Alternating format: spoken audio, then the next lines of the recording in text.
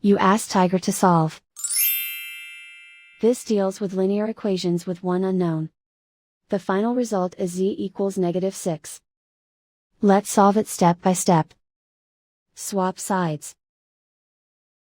Group all constants on the right side of the equation.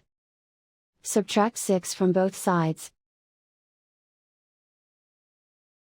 Group like terms. Simplify the arithmetic.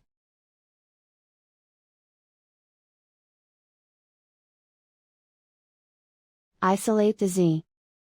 Divide both sides by -2. Cancel out the negatives. Simplify the fraction. Move the negative sign from the denominator to the numerator. Find the greatest common factor of the numerator and denominator. Factor out and cancel the greatest common factor. And so the final result is z equals -6.